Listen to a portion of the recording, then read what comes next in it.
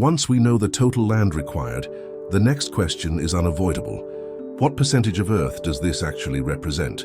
Because perception matters. Large numbers feel impossible until they are placed in context.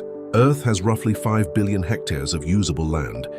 This includes forests, grasslands, agriculture, managed landscapes, and degraded areas. In the previous episode, we calculated that stabilizing the climate requires approximately 1 billion hectares operating as high-performance carbon systems.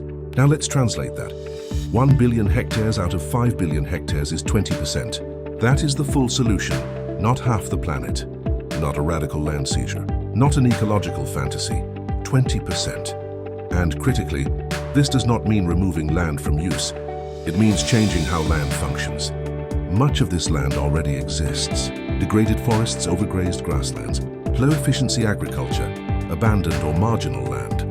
In many regions, restoration increases productivity rather than reducing it. Food output improves, water retention improves, local climates stabilize. This is why Earth restoration is not a trade-off. It is an upgrade. Even more important, the solution does not need to be simultaneous. If just 2% of Earth's land is restored each year for 10 years, the full target is reached. No emergency powers, no planetary shutdown, just sustained coordination. Compare this to what humanity already does. Over 30% of land is currently used inefficiently or destructively.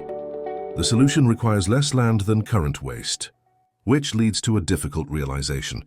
The barrier is not land, it is not biology, it is not cost. The barrier is priority. Earth does not lack space to survive. It lacks decision-making aligned with survival. And that means the problem is solvable.